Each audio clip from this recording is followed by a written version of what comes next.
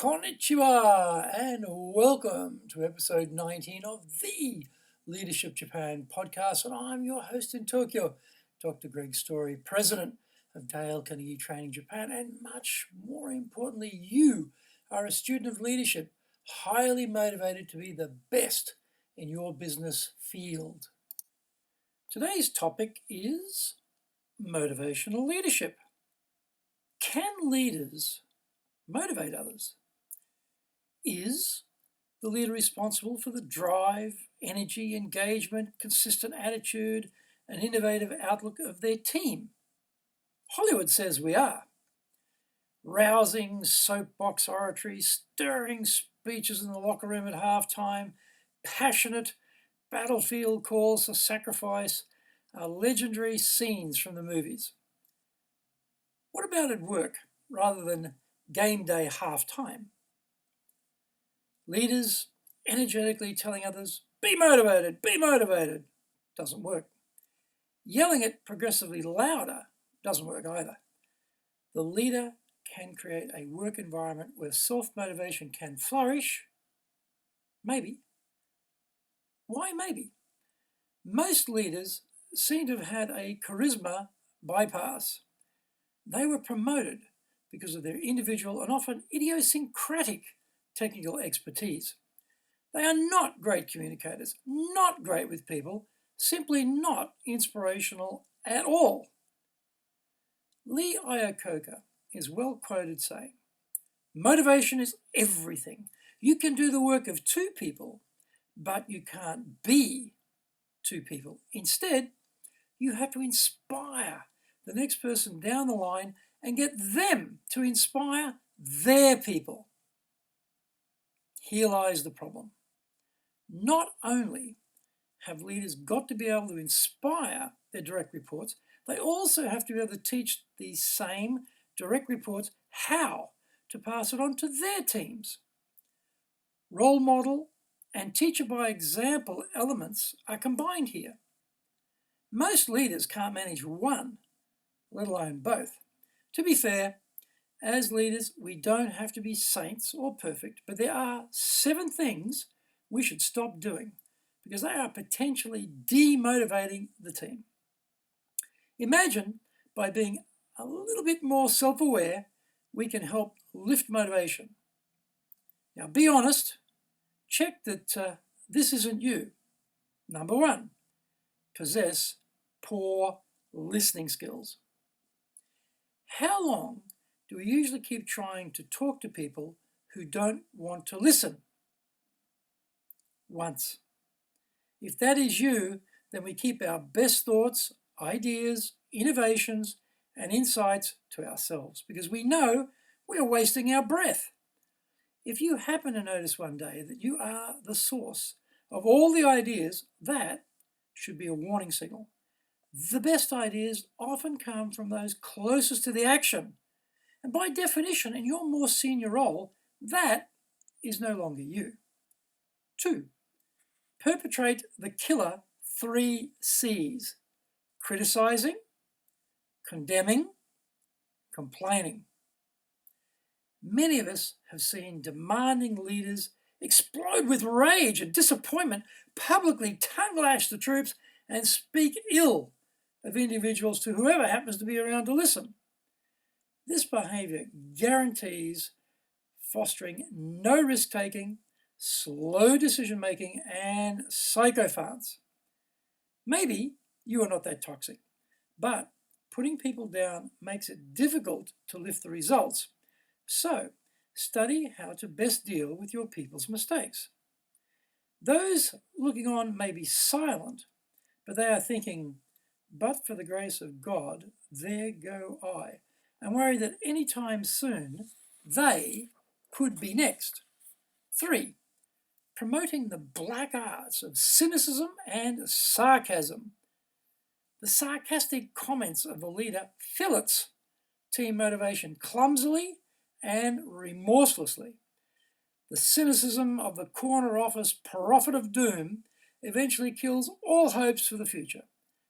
You lead certified experts in boss watching. They take their lead from you. Want positive outcomes?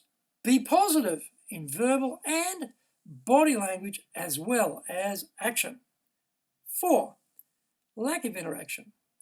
Every busy boss is balancing the trade-off of their own concentrated personal production hours with spending more time with the team. The question remains, though, in a busy life, how do we build common understanding, share ideas, experiences, and views? These activities require time. The introverted boss or the selfish, they died taking the hill, but I got my promotion, leader, fails to garner any real engagement. Don't go that route. Communicate, involve, share. These work wonders for team spirit. 5. Playing favourites. Childhood memories of the bitter taste of hopes and aspirations delayed or destroyed by favouritism pop up in the workplace whenever the boss is clearly favouring the few. You may be blissfully and innocently unaware you're even doing this. Remember, your job as a leader is to build people and manage processes. If you want to increase motivation, that means build all the people, not just your best buddies. 6. Showing a lack of common courtesy. You're a super busy boss. Are you barking out orders like a pirate captain with no thought to say please when requesting action or adding a thank you when it is completed? Do you come to work full of worries with a cartoon rain cloud above your head, black and ominous?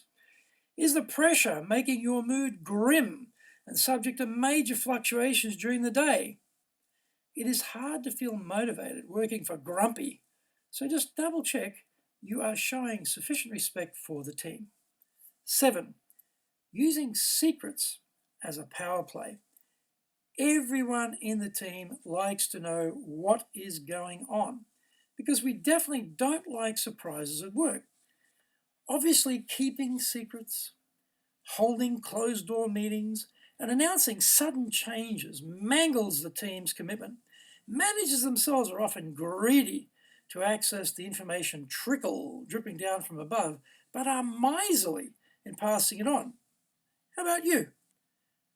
We have just covered what we should not be doing.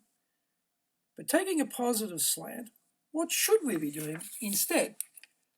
Abraham Maslow's 1954 book, Motivation and Personality, introduced the now famous hierarchy of needs.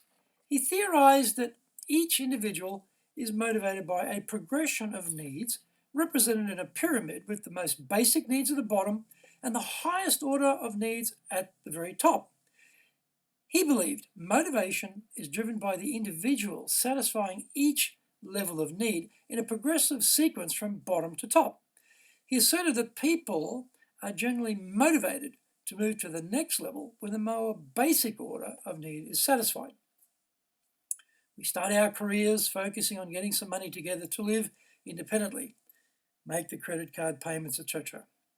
As we progress in our careers, we gradually get more focused on security, being a contributing member of the team and earning the respect of others. Eventually, we focus on aspects of work that are personally fulfilling, that make a significant contribution and that maximize our potential. In Maslow's theory, the boss must create a motivational environment that meets the needs of team members at each level of the hierarchy in order to inspire them to strive to the next level. To do this, the boss has to know their people, to be sensitive to where they are in their current career stage and aspirations.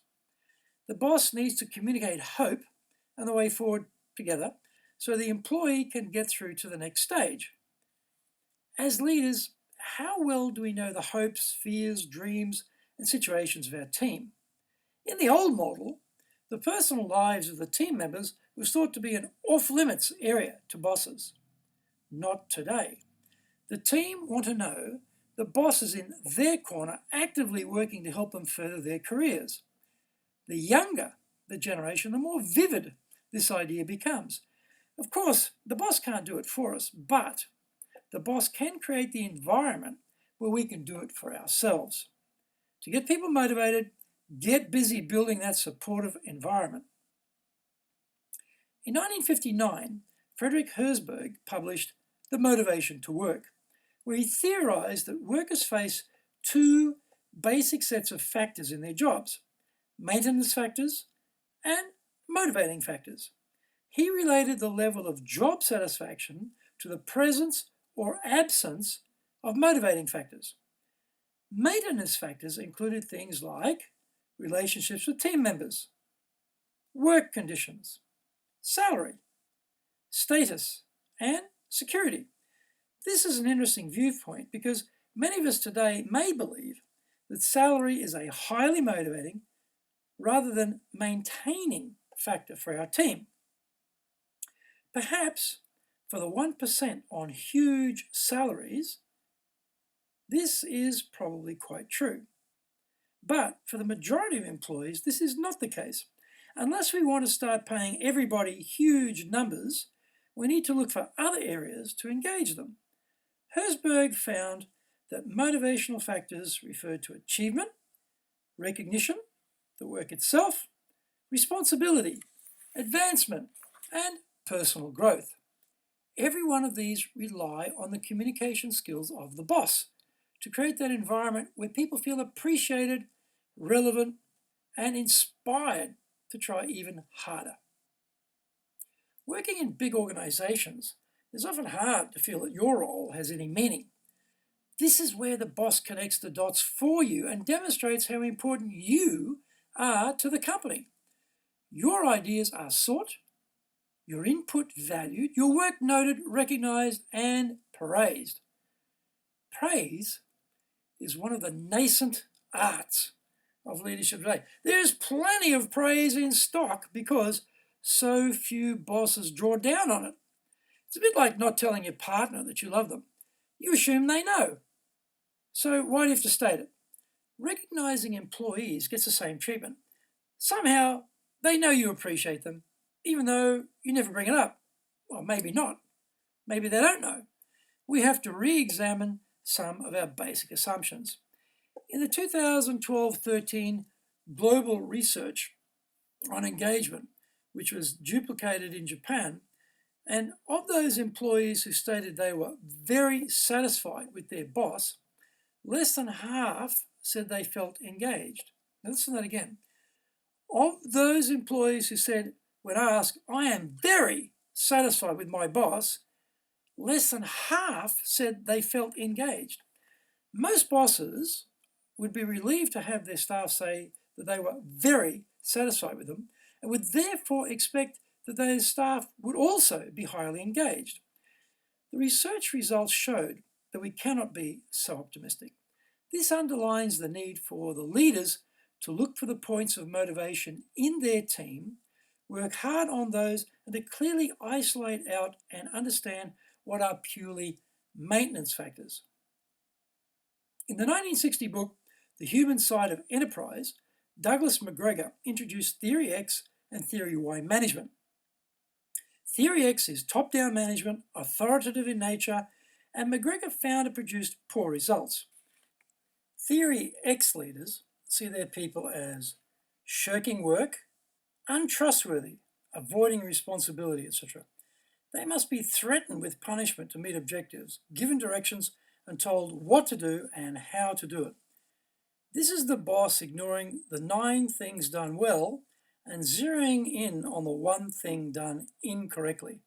The micromanager, the bad finder. They have to watch them like a hawk boss. By the way, do you recognize anyone here? Is this you? Theory Y management, by contrast, creates a participative, team-oriented environment where management frees individuals to produce better performance while allowing them to grow and develop their skills. Leaders believe workers are capable of controlling and directing themselves, are more motivated by rewards and punishment, enjoy responsibility, and have capacity for creativity and ingenuity.